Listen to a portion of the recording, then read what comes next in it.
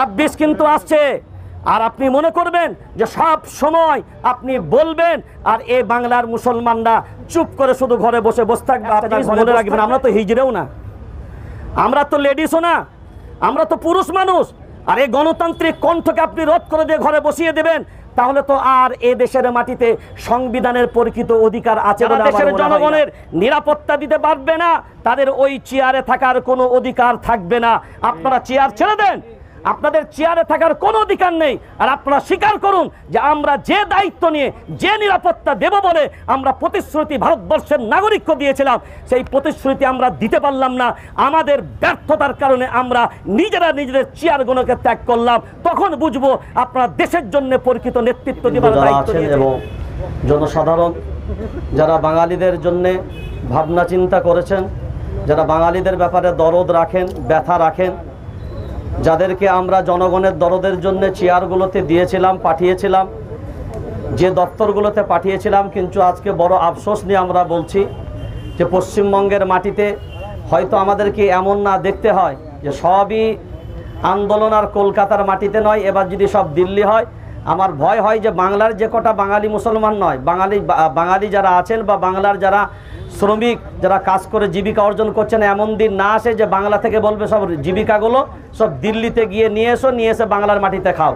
কারণ এ আস্তে আস্তে আন্দোলন মনে হয় সেই দিকে আমাদেরকে আস্তে আস্তে পাঠাবে। এটা আমাদের জন্য খুব দুর্ভাগ্যজনক যে আজকে আমাদের পশ্চিমবঙ্গের মানুষ ভিন্ন রাজ্যে গিয়ে নিরাপদ নয়।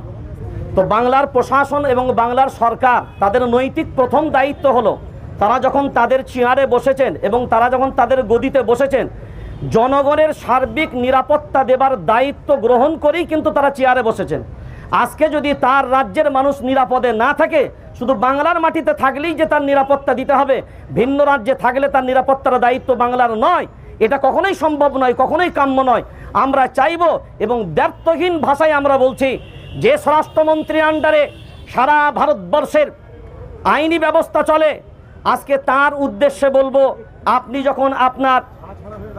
আপনি যখন আপনার চেয়ারটাই গদিটাই বসেছিলেন, যে শপথ বাক্যটা পাঠ করেছিলেন, ওই শপথ বাক্যের ভিতরেই আপনি কিন্তু বলেছিলেন, কারণ এই ভারতবর্ষই হলো সে দেশ যে দেশে 26শে জানুয়ারি প্রজাতন্ত্র দিবস পালিত হয়। আর প্রজাতন্ত্র দিবস মানে আপনারা সবাই জানেন এদেশের প্রধানমন্ত্রীর যতটা অধিকার, এদেশে একজন ভ্যান চালক রিক্সা চালকের ততটা অধিকার একজন দেশের নাগরিক হিসাবে, কারণ এ দেশের নাগরিক সমান অধিকার।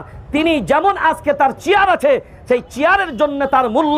তো আজকে যদি জনসাধারণ আজকে না করুক, কালকে আপনার চেয়ারে একজন ভ্যান চালক রিক্সা চালকও সেই চেয়ারে বসার অধিকার রাখে। সেজন্য দেশের নাগরিক হিসাবে তার অধিকার আছে, তার সম্মান আছে। আর বেঁচে থাকার লড়াই তো সবারই। এই দেশের নাগরিককে নিরাপত্তা দেবার দায়িত্ব সম্পূর্ণ আপনাদের। কিন্তু আপনারা যদি আপনাদের কাজে ব্যর্থ হয়ে গেছেন, যার কারণে আজকে আমরা পথে নামতে বাধ্য হলাম। আমরা আমাদের এই মঞ্চের পক্ষ থেকে দাবি জানাচ্ছি, যারা দেশের জনগণের নিরাপত্তা দিতে পারবে না, তাদের ওই চেয়ারে থাকার কোনো অধিকার থাকবে না।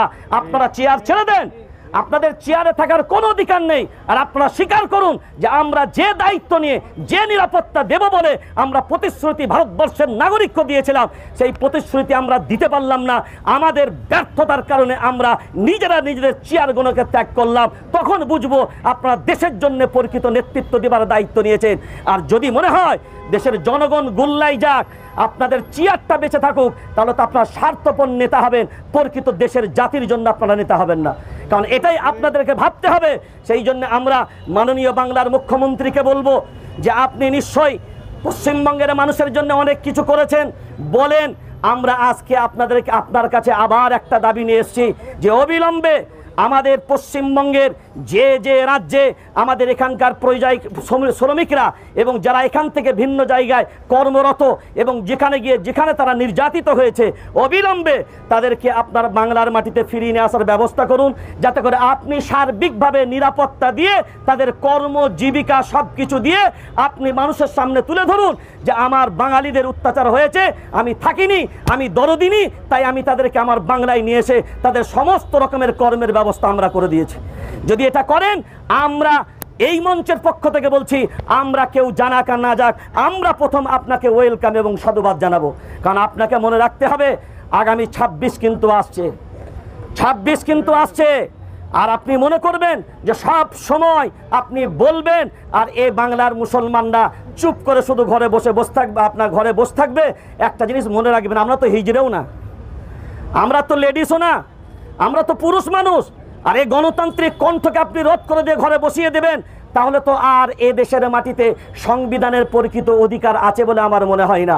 সেই জন্য আমাদের কণ্ঠ নিঃসন্দেহে অন্যায়ের বিরুদ্ধে সব সময় জাগ্রত হয়েছে, সব সময় সজাগ থেকেছে। সেই জন্য আমরাও আজকে জাগ্রত, তীব্র ভাষায় নিন্দা জানাচ্ছি। যে যে রাজ্যে আমাদের বাংলার মানুষ অত্যাচারিত হয়েছে, অবিলম্বে তাদের নিরাপত্তা সুনিশ্চিত করার দায়িত্ব কেন্দ্রীয় সরকারের এবং আমাদের বাংলার প্রশাসনের। এই দাবি আপনাদের কাছে ছিল না। যেহেতু ভারতবর্ষ একটি গণতান্ত্রিক দেশ, আমরা এই 2 থেকে 3 মাসের মধ্যে যেটা দেখতে পাচ্ছি, একটা স্বেচ্ছাসেবী সংগঠন হিসাবে দাবি করে আরএসএস, কিন্তু এই আরএসএসকে প্রত্যাখ্যান করেছিলেন নেতাজি সুভাষচন্দ্র বসু।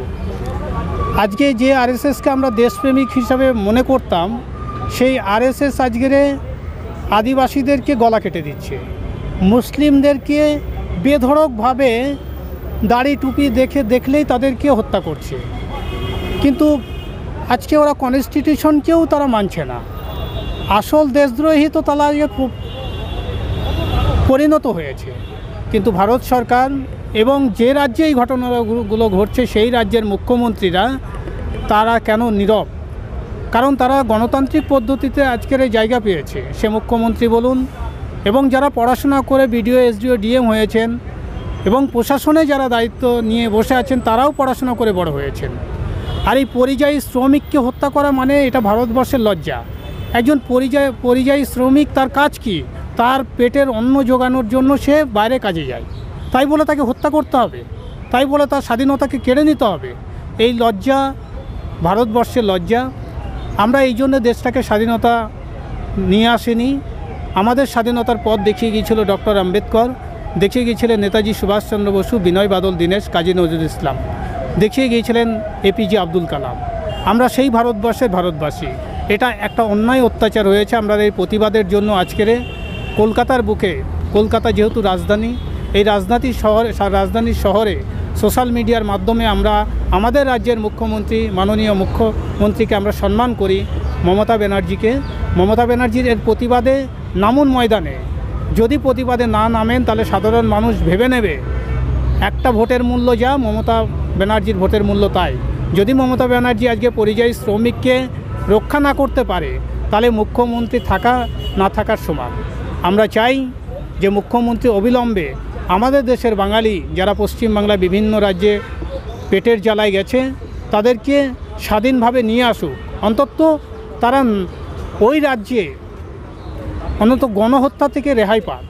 এ রাজ্যে আসুক, লতা পাতা খেয়ে মানুষ বেঁচে থাক, পশুর মতন জীবনযাপন করুক, তাতেও তারা শান্তি পাবে। কিন্তু আজকে ভারতবর্ষ ঊনবিংশ শতাব্দীতে দাঁড়িয়ে আমরা একটা কঠিন রূপ দেখতে পাচ্ছি।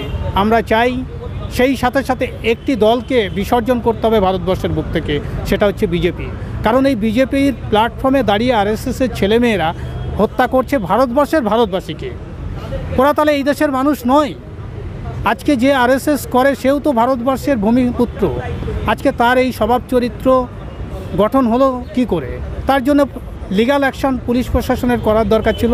আজকে পুলিশ প্রশাসন কেন তাদেরকে অ্যারেস্ট করছে না? আমরা পশ্চিমবাংলা থেকে যদি আওয়াজ তুলি, আমার মনে হয় এই পশ্চিমবাংলা গোটা ভারতবর্ষকে সূর্যের আলো দেখিয়েছিল। এই পশ্চিমবাংলাই পারে মুক্তির পথ দেখাতে। যেটা হচ্ছে এইভাবে যদি চলতে থাকে তাহলে তো দেখা যাবে একটা সময় গৃহযুদ্ধ লেগে যাবে ভারতবর্ষে। গৃহযুদ্ধ আমরা দেখেছি জার্মানিতে, আমরা দেখেছি এই ধর্মের কারণে গ্রিস, রোম, প্যারিস শহর ধ্বংস হয়ে গেছিল। ধর্মটা কি? ধর্ম একটা রক্ষা করার জায়গা। যে ধর্ম মানুষকে রক্ষা করার জন্য একটা ধর্ম স্থান তৈরি হয়েছে, আজকে সেই ধর্ম স্থানকেও আজকে সুরক্ষিত দিতে পারছে না সরকার। সরকারের ব্যর্থতা। পাবলিকের মধ্যে থেকে চোর, গুন্ডা, বদমাশ তৈরি হতে পারে, সেটা দেখভাল করার জন্য পুলিশ প্রশাসন আছে। আমরা কি তাহলে মাথা নিচু করব ওই শয়তানদের জন্য? আমরা মাথা নিচু করব ওই ক্রিমিনালদের জন্য যারা আমার ভারতবর্ষের ভারতবাসীকে যারা হত্যা করছে? আমরা এর প্রতিবাদ চাই। ধন্যবাদ।